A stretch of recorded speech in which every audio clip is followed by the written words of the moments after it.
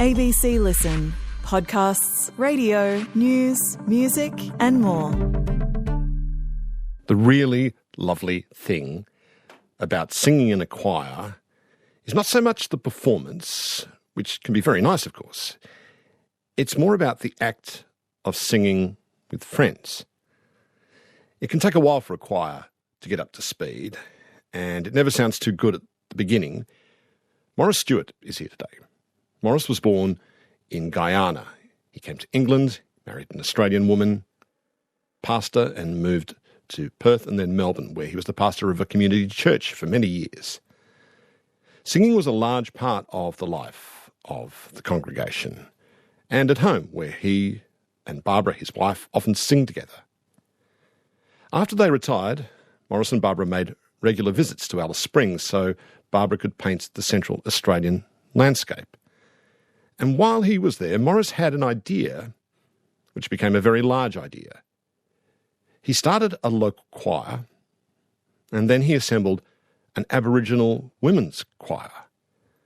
And more than anything, these ladies wanted to sing the old Lutheran hymns from their childhood that had been brought over 140 years ago and translated into the local languages by the missionaries. The ladies in the choir emerged from their initial shyness, and they came to make a mighty and unique sound. And that's when Morris got the idea to tour them through Germany, to take these songs back to where they came from, but in a new form. The tour was a triumph. The ladies had a ball, and the audiences were often moved to tears. And Morris is still going on tour conducting this choir that is a whole lot more than the sum of its parts. Hello, Morris, welcome. Well, what a wonderful introduction. Thank you, Richard. Delighted to be here with you and to have this conversation. I've been in a couple of choirs, and they've not sounded very pretty at the start at all. There's been this awful, woeful noise. That always the way. Always the way. What do you see, though, when you assemble a choir for the first time of shy people who don't know how to sing together? Yes, potential. You know, I've had choirs for decades. None of them auditioned. I tend to work orally because I think that's the best way with community choirs. And what I seek to do within the first 10 minutes is to get them singing in 4 parts. So I have a simple warm-up melody that I teach in 4 parts. And if I can nail that in the first 10 minutes of getting them together, I know I've got them for life. So that's how I start. Try and get them to sing. I call it's warm-up in G. And what do you see on their faces when it starts to click? Absolute delight. They can't believe that this bunch of people who hardly know each other can be woven into this wonderful fabric so quickly. And it's a bit of a mirage, because between that and learning new music and performing it is a mountain to climb, but at least they know that they can climb it because they've had that magic 10 minutes. One of my producers sings with the choir. My wife has sung with choirs. I've sung with choirs over the years. And just in thinking about this before you came in today, I was thinking to myself, in so many ways, choir singing is the perfect antidote to so many of the ills that are besetting us at the moment, that we're always complaining about: isolation, rancour, nastiness in the culture. What do you think? I totally concur. It's the one of the few human endeavours where success depends not on competition, but on cooperation. The choir is the star. It's an invitation for genuine participation and genuine, if you like, reconciliation. And it's a right brain activity, you know, it's visceral. You can feel it. People can feel themselves being transformed as they blend their voices together. I think it's a picture of how human beings are meant to be. Like we need each other, you know, like the sort of no man is an island, you know. Our secret is always in community. And I think choral singing brings that out. Something seems to get quieter, which is probably the ego and the mental chatter, and then something gets bigger, and I don't know what that is. Well, it's a great interplay. Choirs are a microcosm of who we are. Egos do jump out and some of those nasty things you mentioned, they're all lying there in the background. But somehow this experience of working together almost overcomes all of that, kind of not suppresses it, but pushes it to the place where it belongs.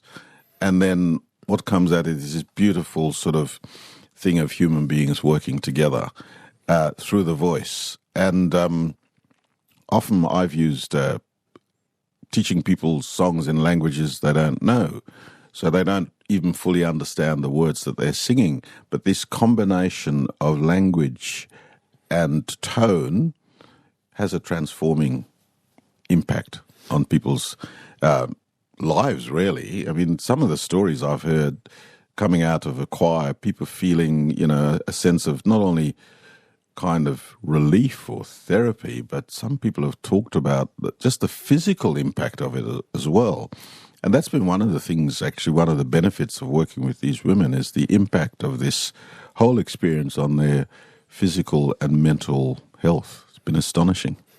Like I said at the start, you grew up in Guyana, where it was British Guyana, a colony on the northeastern edge of South America, sort of near the Caribbean, that part of the world. Yeah. What was your first experience singing in a choir in Guyana? Well, my first experience of singing in a choir, I was 17 years old, and I joined a youth choir. That was my first experience of actually singing in parts. But before that, I was tutored in the piano. I didn't have an extensive amount of tutoring, but there was a piano in the home, and there was always piano music in the home. And so I, from an early age, began to learn the meaning of, the bass clef and the treble clef and what the dots mean and how they work together and transpositions. I used to play calypsos by ear and try it out in F major and C major, D major and whatever. And so that taught me a lot about harmonies and how the notes go together. And even in my very early teenage years, I listened to a story about Johann Strauss and the Blue Danube, the waltz, and the whole interaction between him and his father. And listening to that music taught me a lot too. So that was part of my musical education. And the foundation for my graduation, if you like, into singing bass, baritone in a choir. Singing in a choir is, like I said, very, very pleasurable. But, when you're that age, it's also a pretty good excuse to meet girls. Was it like that for you as well, Morris, in all honesty? You must have been sitting next to me. I used to say, the youth group was, there was a lot of very enthusiastic young, sort of switched on Christian people, but there's a lot of testosterone at the same time. It was a great place, Yeah, I must admit, it was a great place to meet some fabulous young women while I was growing up, that's true. Tell me what family life was like for you in Guyana. Were you growing up in the city or in the rural parts? I grew up in the rural part, a place called Essequibo, which is part of the country that the Venezuelans now want to claim, now that we've discovered there's enough oil there to make every Guyanese who lives both in Guyana and outside a multimillionaire. So, but anyway, I grew up. My father worked in a corrective institution for young boys, which also was like an orphanage, and he was one of the instructors. He was a trade instructor, and so we spent at least 10 or 15 years of my early life in that place called Onderneming. It was about 5 minutes away from the mouth of the Essequibo River, which was on the Atlantic coast. And I had an older brother and a younger sister. And my parents were ordinary people, but on reflection, so brilliant. Yeah.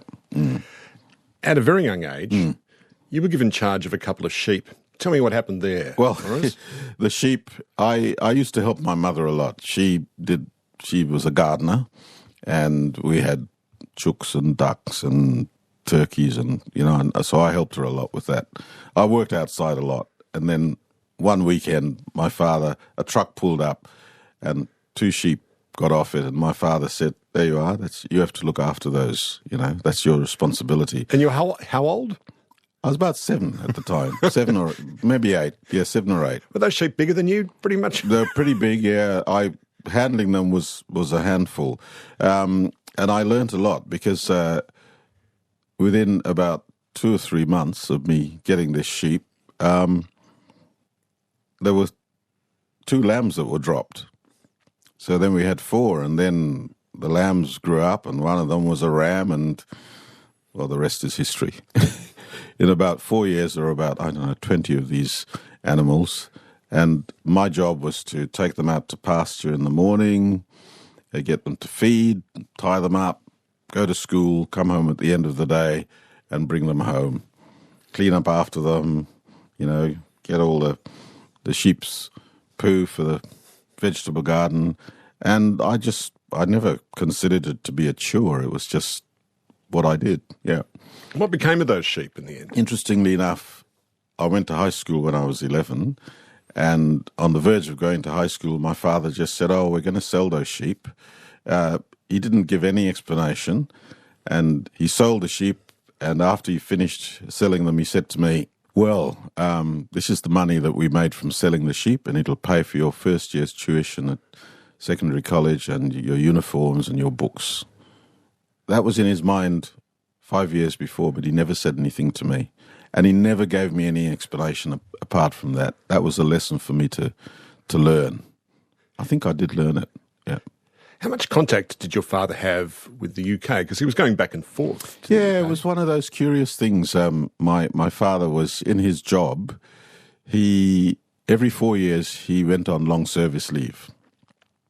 And he used to go back to the UK, and I couldn't figure out why this was. Then I realised as I grew up, his job used to be done by English migrants or English officers, or in an earlier time. From the colonial office. From the colonial office, yes. So he just stepped into a job that was formerly the job of an Englishman. And so naturally that's why they had the 4 years, the long service leave after 4 years, and the assisted passage back to Britain. But, for him, he was also, both my father and my maternal grandfather, they were in the British forces during both World War I and II. My father was in the Royal Engineers. He was mainly in the UK. His job was bomb disposal, dangerous work. But yeah, that was his, he'd disappear every 4 years, and he'd come back and you went to this school and did this work and did so many, a bit of refresher course, and that was it, yeah. And finally, when he retired, he took the family to the UK, where we completed our education. What did you come to understand about your African ancestors who were brought over as slaves originally? Very little when I was growing up. This is very much an education that began for me when I was in my late teens. I began reading African history because when I first went to the UK, I knew more about European history and English history than a lot of my English colleagues who were sharing the same office with me. I knew more about the cotton mills of Lancashire than they even began to understand. But I began to tutor myself in African history, the history of the great empires of Africa, the movements of peoples, the slave trade, the various struggles for liberation, abolitionism, and so on. And this was, to me, it was a way of understanding a self that I didn't even know I had. But it was my parents were very proud people, and my own personal history. My grandfather actually was a very senior engineer with the Tate and Lyle company. In the 1890s, he was a chief engineer of most of their sugar estates in Guyana, and I couldn't sort of figure out how he reached such a lofty position. But I later found out that actually he was partly a descendant of a Scottish ancestor who might have been a slave owner, who knows. But yeah, our family, for as far back, long before the abolition of slavery, were free people. And it's because my name, Stuart, is my name. A Scottish name. I have got Scottish ancestry. But you knew that as soon as I walked in the room. That's right. It was the kilt and bagpipes we asked you to put aside, Morris. That was it. Yes. Yeah. The church was somewhat complicit in the slave trade, Yes. but it was also the impetus behind the abolition of the slave trade in the 19th century. Look, no community has clean hands, and whenever we come to a lot of these difficult conversations, they're nuanced, they're delicate, they're quite contradictory. And my own history is that the same. When I found out that I may have a slaver in my ancestry, it was a shock to me. But I can't deny that that's part of who I am. When you had the church, though, in your early life, was the Gospels are pretty explicit about the wickedness of slavery. Yeah. Was that stressed in your church life? I cannot remember anything about that before the age of 18. And it was when I began to read the Hebrew and Christian scriptures that I began to see that this thing was just was such an abomination to the very idea of humanity, the foundation thought of being made in the image of God. How can you then enslave a fellow image bearer or discriminate against them or hate them or, enslave them? It's wicked. But I never heard that being addressed before. Well, I think the first time I heard it addressed was when I brought it up myself. Like you say, your parents moved to the UK once they retired, and you went over there with them. What were the plans for you? Or were they your plans or your parents' plans for you? I planned to study engineering, but that got interrupted, and I went to seminary instead, and got married long before I planned to, or before my parents might have thought was appropriate. And I got married to this woman from Australia. How did you meet Barbara? I met Barb at a youth group in a church in South London.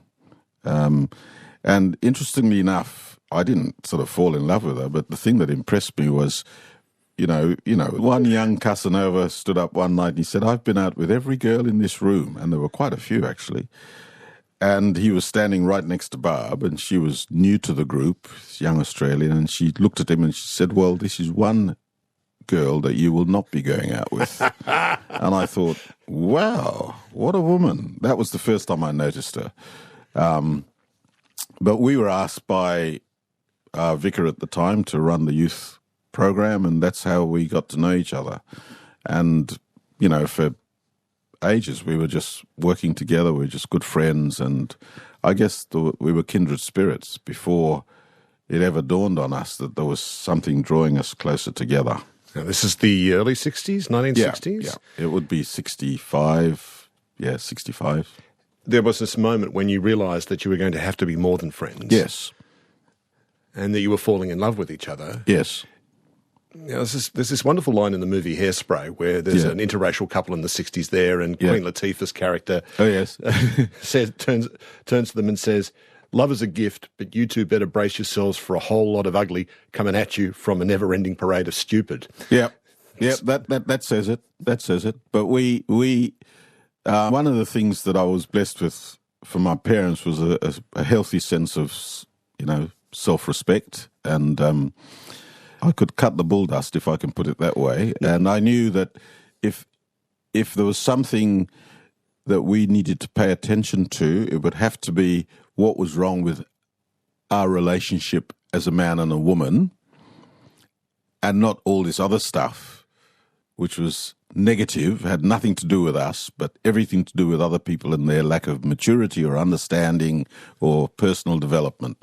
And that was our approach. Was there nonetheless a bit of a moment where you went, "Oh my God, this has happened"? Were you a little frightened at first? I was. I craved the company of older men and women when I was young, and I had a mentor, an older woman who was a friend of the family. And when I realised what was happening, she's a deeply spiritual woman, and I went to her and I said, "Sister Pearlie," I said, "I think I'm falling in love. Problem is, she's white, she's short, and I don't really see how I can go ahead with this. The shortness I can cope with, but and she said, because she'd been following my life for a while. I was one of her favourites. She said to me, so you've often told me that marriage is a very important thing to you and you don't want to mess it up, so you've been praying that God will guide you to the right person, and now that he has, you're saying, sorry, I don't like the package. She said, is that really what you're prepared to do? And it really set me back on my end and made me question my own motives as to why I was afraid, you know. And the thing is, racism is a cancer in our society, in whatever form. And if I was going to concede to that because of a fear, I would just be joining the party. And I wasn't prepared to do that. And she helped me to see that. As things turned out, this happened to be taking place at the same time, astonishingly, that the movie Guess Who's Coming to Dinner was released, starring Sidney Poitier, who's almost as handsome as you are. Well, actually, I don't know about that, but I do, you wouldn't believe it, but the number of times when I was younger, when people would approach me in the street thinking that I was Sidney Poitier, I couldn't figure it. I mean, he's a dead ringer of my brother, but yeah. Anyway. So what did that mean when there were screenings of Guess Who's Coming to Dinner, which was really about challenging people who thought of themselves as liberals, coming to terms with the reality of what happens when our daughter wants to marry a very charming and erudite black man? That's right, yes. Well, in a way, we were a real-life version of the same thing, you know. And by the time the film came out, we were already married. We had been married for some years, I think 2 or 3 years. Anyway, we were invited to address several Q&As when this film was being shown in the UK. Really? So, yes. There's a screening of the movie? Yeah. You're invited and you're going to get up in front of the screen afterwards for Q&A? Yes, and we would field their questions. It's sort of, you know, looking back now, it was kind of really quaint and weird, but at the time, I guess we just felt, this is something that we could do to educate people. And what would you say to crowds when they ask you, how are you going to do this? How's it going to happen? How's it going to work out? Are you frightened? Well, I suppose children were brought up. I would always answer the question with another question. Like the most common question is, you know, Morris and Barb, it's all right for the two of you. You know, you're sort of very, you know, confident, educated, blah, blah, blah, you know, sort of people. But what about the children? You know, so I said, what is the question that you're asking? I mean, I hope that we will have children. I'm hoping for 10 fingers and 10 toes and, you know, like every parent, is there another dimension of issues that we should address here? And then it would be a way of actually exposing that the issue isn't with the children who are coming into the world or the parents, but the world into which they were coming. And so we always turn the issue back on the questioners to question themselves as to why they felt they should raise those questions anyway. Because it's not your problem. No, it's not my problem. It's their problem. It's their problem. Yeah. People think that, you know, when you say you're racist, that it's because you shout insults. Yeah, that's bad enough. But when the structures of society are stacked in such a way that people don't even know they're being racist because it's what they've grown up with mother's milk. It's in the structures of our society, our education system, the sort of path to opportunity. That's where we need to break down this. And we break that down not just by legislation, but by changing the body politic for people to see that in our country it is essential that we celebrate the depth of human history and occupation by Aboriginal people. These aren't just Aboriginal ancestors. They're human ancestors. They're our ancestors. We are so fortunate to be living in a country where we have that heritage I think it's made me a better Australian. I cannot imagine a circumstance in which I can define myself as an Australian without that connection to Indigenous people. It explains it all. Sorry, I'm going on my high horse, Right. but that's what I feel as an Australian. That's the Australia I want to live in. The other thing that happens in Guess Who's Coming to Dinner is when Sidney Poitier introduces his fiancée to his parents, they're not pleased either. No. How were your folks about the match with you and Barbara? Oh, man, that was like World War III. My father just blew up, and he wasn't going to come to the wedding. He didn't want to have it. I mean, my father was my best mate. He was not somebody who was anti-white. He was worried. Did he come to the wedding anyway, though? He did come to the wedding, and he made a speech which made it clear. He said, "Today is not a day for feasting and making merry." He said, he said, "I do want you all to know that I do not approve of this." And he said, but Morris has decided to be a martyr. Barb has decided to go along with him. I can only hope that it lasts and doesn't get lost forever. That was my We're laughing about this now. Did this put a bit of a funereal pall on the festivities? Oh, gosh. And then immediately he was followed by his old friend, the Reverend Dr. Parry, who stood up and made a speech as well. He said, "Oh, my dear Charles," he said, "I think you were being a bit pessimistic." He said, "Do you remember our dear friend, the Reverend Dr. Such and Such and his wife? And, they have been married for some considerable 40 years, I think, and that's a very successful. And you also remember our other friend." And he mentioned this sort of procession of people that they'd known who had, like us, married across racial lines.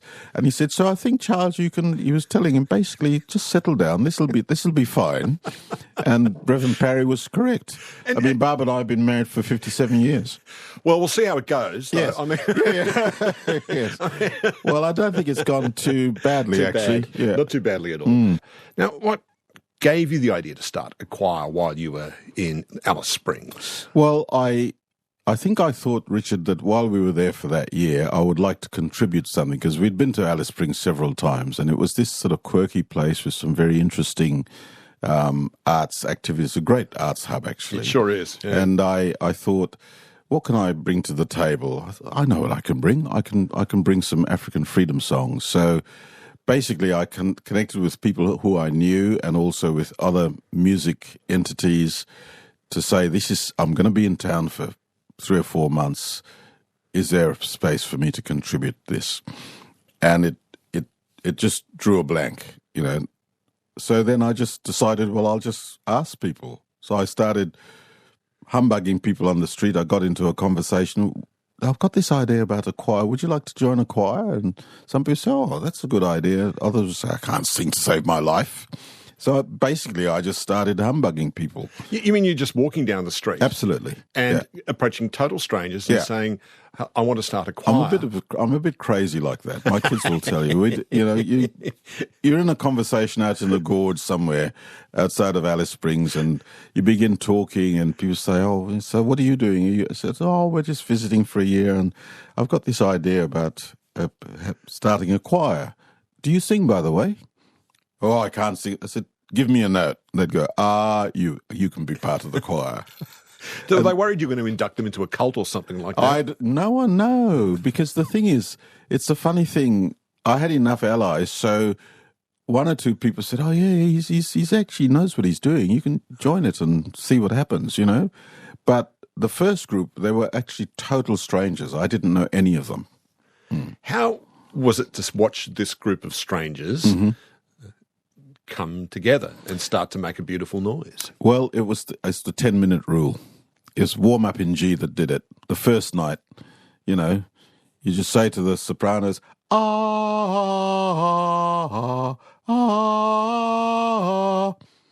and you just build a 4-part thing around that. What, like a round almost? Yeah. Right. Yeah. And so I had 4 parts, Now, basses, you've got the best part. Boom, party, boom, boom. And, of course, humour. And within 10 minutes, I had them fill in this space with this beautiful 4-part harmony, and that was it. You know, when you told me that story from your childhood about your dad giving you a couple of sheep to look after when you were, 7 or something like that. Mm-hmm. And in the long, it was the long lead up to that building into a flock that then pays for your first year of secondary school. It strikes me that the formation of your Central Australian Aboriginal women's choir is a bit like that. It's not like you woke up one day and said, I'm going to form this big choir of Aboriginal women. It's a thing that was quite a while in building up. Take me through the process of how you built up this flock, if you like, of people, of singers to sing together. You're very insightful the way you've painted that picture, because that's something my wife has reflected to me when I tell her about my childhood story. She says, she said, "No, I could understand why you operate in the way that you do." So I didn't know it at the time, but obviously, and I don't even know if my parents knew it, but those building blocks built into me a certain kind of optimism, a sense of, he who dares wins, or whatever. And patience too, by the sound of things. Oh, yeah. Barb and I spent 4 or 5 years just going around to several Central Desert communities at their invitation. Sometimes it's half a dozen women, sometimes it's 8, maybe 15, and we just work with them to improve their choral skills. So these are pre-existing little small choirs? They're pre-existing ensembles, yeah. And had they been started by Lutheran missionaries way back in the day, these choirs? Well, the Intaria choir was the longest standing one, and in fact, that's the choir at Hermannsburg. They've got probably the longest continuous choral heritage in all of Australia. They're the oldest continuous choir in all of Australia. They predate I think the Brisbane Symphonic Choir has got the longest choral history, and the Intaria Choir predates them, and it's been continuous. They've had tours to South Australia and Victoria. They've been involved in Eisteddfods. There's a whole history. Not only the Western Aranda Choir around Intaria, but the Arionga Choir and other choirs, they've had history of travelling and performing. And when I responded to the invitation to sit down with these, first with the Tishakala Choir, and then the other communities heard about it, and they all wanted me to come, and they organised, "Come, we're going to have a meeting with you. We want you to come, and we want you to make us sound like a proper choir." And when I asked them what did they want to sing, like the Tishakala Choir brought out this thick hymn book of, like 300, 400 hymns in Pitjantjatjara. Some of them translated, some of them original. And I thought, I just never knew this thing existed. So these women are singing old Lutheran hymns. Yeah. But hymns that had been translated into their local languages by the missionaries who arrived there? Well, yes, but of course they couldn't have done it on their own. Exactly, yes. exactly. What am I saying? The story begins in when the earliest pioneers connected with the people of Intaria, the Western Aranda people, which is now Hermannsburg, and those missionaries began to build a town of Hermannsburg, which is the oldest sort of post-settlement town in the Northern Territory before Darwin and Alice Springs. This is more than a century ago. Yeah, so. In the 1880s, yeah. So they came, they made the trek from, they came to Australia from Germany, and then from Hermannsburg they arrived, and then they came to Intaria with their sheep and their cows and their hymns, and within 3 years, working with the old men, who actually, there was a dance, obviously, who were these ghosts who were coming into our town, but the old men struck up good relationships with those first pioneers and decided it was appropriate to teach them the Western Aranda language. In response, the German missionaries said, we can actually write that down, put it down so that it can be not just in your head but on a piece of paper. So then the first orthography was created for the Western Aranda language between some of those old men. Moses Jalkaporta, principal among them. Now, Moses was a noted tribal elder, a cultural man, but he became a Lutheran.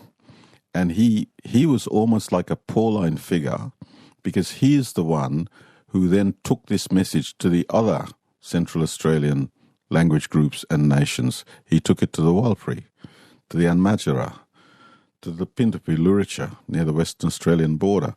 He took it to the Eastern Aranda, the Mparntwa, Alice Springs. He took it to what's now Santa Teresa, long before the Catholics and all the other people had come. And it wasn't the German missionaries who went on that missionary journey. It was blind Moses on his donkey, led by his wife. It's extraordinary. It's an extraordinary story. And they told me all of this. And, you know, I remember once that they told me about this great choral festival they had in Hermannsburg. 600 people turned up over a weekend. And just to sing, to celebrate. This was in the late 1960s. So this cultural tradition was implanted by this extraordinary figure from the 1880s. From the 1880s onwards, yeah. And so ever since then, the women, particularly in these communities, have been singing these Lutheran hymns translated into their local language. And original hymns written by at the turn of the century, they began writing their own. And this was the tradition you suddenly encountered when you came to teach this ladies' choir. Yes, and I thought, whether you're a person of faith or not, this is an incredible piece of social history. And I said to the ladies, do you want to tell this story? Oh, yes, we do. I said, well, let's begin in Alice Springs. Come and perform the songs. And they did it with such polish, because some of them were beautiful. The Arionga choir was a beautifully lyric three-part choir, you know, just of women singing. But when they started, when you brought these ladies together, how shy were they to begin with? Oh, it was painful. You know, we had books, because some of them needed to read the lyrics in the other languages, and the books would be in front of their faces. And I'd say, ladies, please, you have to put the books down so that you can watch me. And so the books would come down, and yes, Morris, and they'd start singing, and then gradually the books would go back up again and cover their faces. It was, but nowadays they walk onto the stage and they look at the audience and they say, we're here. Now sit down and listen. Now they're singing the songs of their grandmothers. And great-grandmothers and great-great-grandmothers, well. Songs that were starting to slip into obscurity. Pretty much. So they've been sleeping songs in some ways. In many ways. A lot of these songs are sung weekly in the Lutheran communities through their liturgies, but not to the quality that you get from a choir. And the volume as well. The sheer volume of all these women singing together these old songs. It's like you started a roaring fire. I didn't realise, well, at the time, by 2006, I think just the entire choir was strong enough to tour.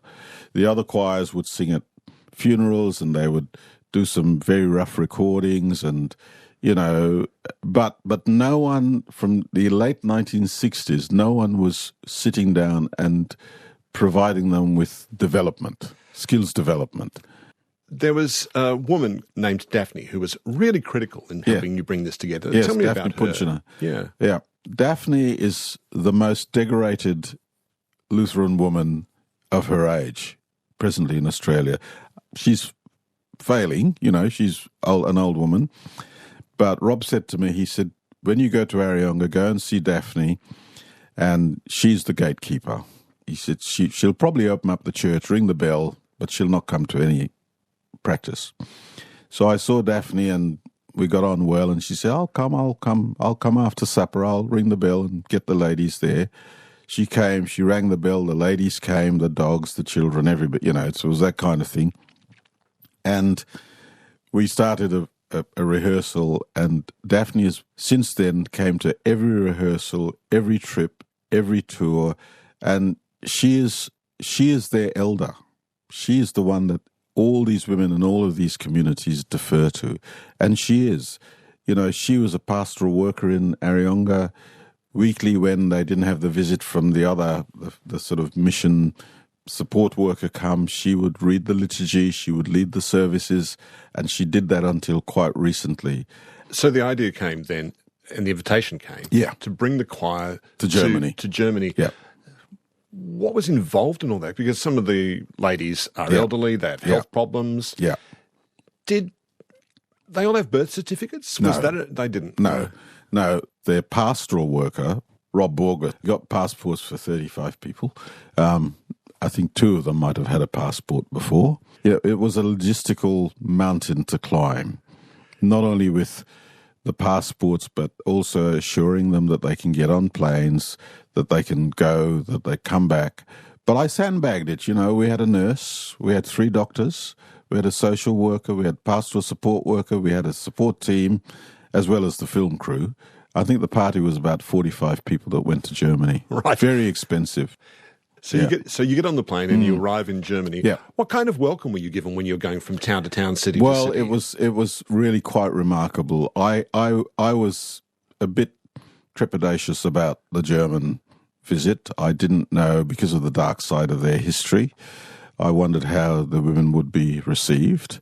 Mind you, I'd met lots of German tourists in Central Australia before, and they had almost an overweening fascination with Aboriginal culture. So I thought maybe there would be something very special. But there's something else about the Germans that really impressed me. Every time we had a number of civic receptions, and whenever we went, the Burgermeisters would welcome us, and they said, before we proceed with business, we want to tell you a story about what happened in this town. And they'd tell us a harrowing story, and they'd say, we never want that to happen again. And what impressed me was the Germans' preparedness to look at the dark side of their history. That was the takeaway I brought back to Australia. We, unfortunately, one of our former prime ministers called it the black armband view of history. Well, it's not. We don't need an adjective. It is our history. As Paul Keating said, we took the children away. We did the massacres.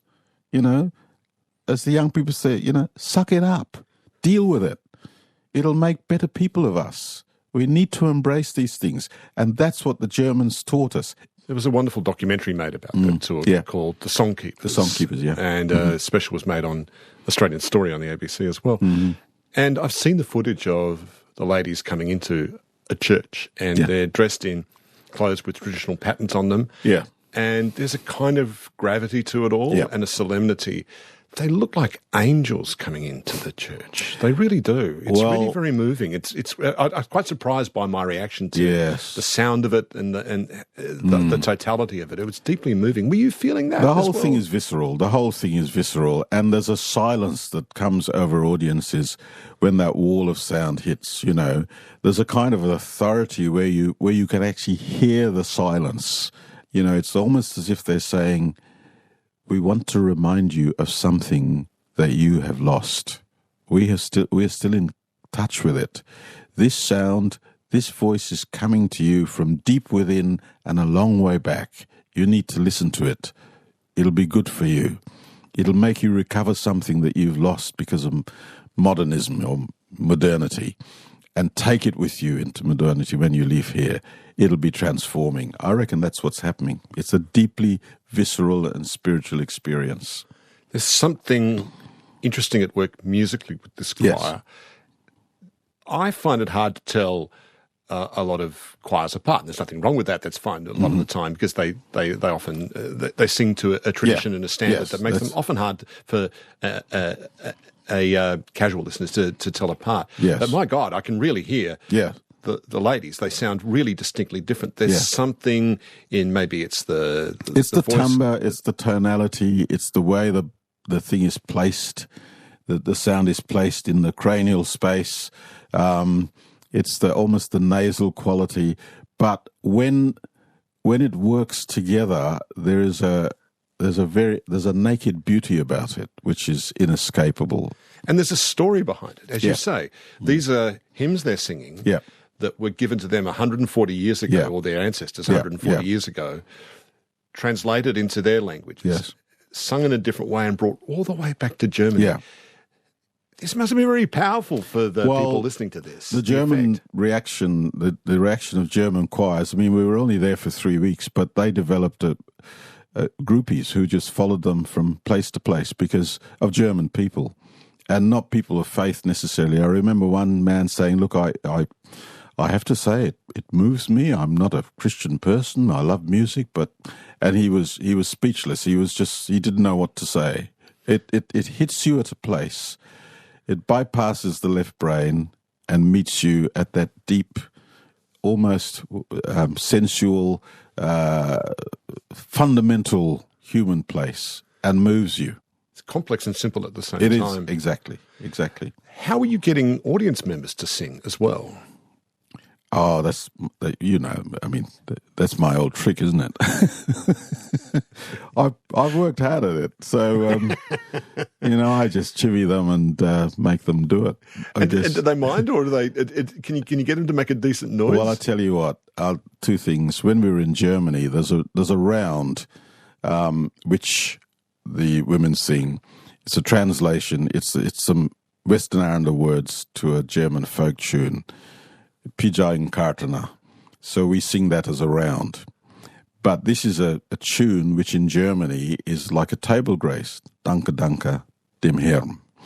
And so one of the things I used to do in Germany was to get the Germans to sing Danke, danke, dem Herrn, get the Aboriginal choir to sing Pijai Kartana. It's the same tune.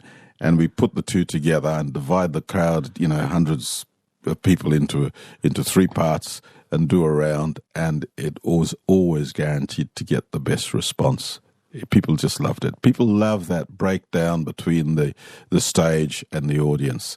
And I think thank God, I've developed some kind of ability to con people into opening their mouths. I do shame them. One of my favourite lines is, I've noticed in every concert there are some people who have perfected the art of singing with their mouth shut. I want to invite you to learn a new skill tonight. Just open your mouth and see what it does to you. Yeah, I'll just chivvy them. Are people shocked about how they've reacted afterwards? Speechless is the word. I think it's almost like, can I use the word magic? They get woven into this place, and before they know where they are, they're in it, and they can't explain it, but they love it. And it's no good trying to analyze it, intellectualize it. It's happened. You have been moved today. Something is shifted. You will never look at Aboriginal people the same again. You may never even look at yourself as an Australian the same way again. If that happens, then I know that this choir has achieved something very special. And how about the ladies themselves? They'd been a little scared, well, in some cases quite scared of getting on a plane for the first time, going on a plane for so long, going into such a distant foreign culture, although not that foreign as it turns out. But how did they change during the course of this tour? Well, I tell you what, over a period of a few years when we travelled a lot, say before COVID, a lot of travel, they had become seasoned travellers, They'd turn up, they'd book themselves into the hotels, they knew what to do, they'd sort out their sleeping arrangements, they worked with me to get themselves into Alice Springs. A whole new set of skills were being learnt. But seeing footage of them, they're laughing and carrying on like a touring girls' netball team. Oh, it is such a joy travelling with them. They are just like naughty little girls who are going away on holiday. And I remember when we were in Germany one night, I was up in my room with my computer doing stuff, and my wife came. She said, "You should come downstairs and see what's going on." And I went down, and there was this explosion of joy and foolishness and nonsense, which is something I had seen before, but this was at another level. And I said, "Where is the filmmaker?" She was out having dinner. So I actually darted out of the guest house, went down the street, found her. I said, "You should be in that room to see, what's happening?" She came in at the tail end and she said, "Could you do it again?" "No, that's done. That's over. You missed it." Anyway, a couple of nights later, the show was on again and she was present, and that's how we captured that. That's just what they do. And as Daphne said, look, I have to be the comedian. I have to lead the circus because some of these ladies are homesick, and this is the way we help them through that. So they all become little girls. They tell stories of when they were at school, and it is hilarious. Absolutely hilarious. you look and sound like a man who's having a lot of fun yourself, or is that just a misapprehension? Are you starting to buckle under all this hard work? Oh, look, it's just really hard work, and of course I'm really... No, this is the delight of my life at the present time, yes. It's wonderful having it. It is hard work, and today I think I'm exhausted and exhilarated in probably in equal measure. Yeah. So am I after having spoken with you. It's been such a joy, Morris. I can't tell you. God, I've enjoyed this conversation so much. Thank you so much. Most welcome. It's my pleasure to have shared it with you, Richard.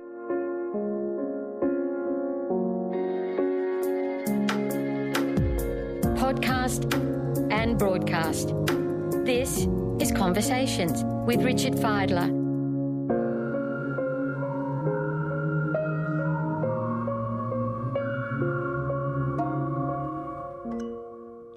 Morris Stuart is the founder and conductor of the Central Australian Aboriginal Women's Choir. Today's conversation was produced on the lands of the Gadigal people. Producer is Alice Moldovan. Executive producer is Nicola Harrison. I'm Richard Fidler. Thanks for listening.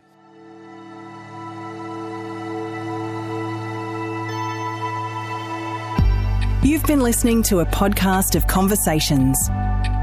For more Conversations interviews, please go to the website abc.net.au/conversations.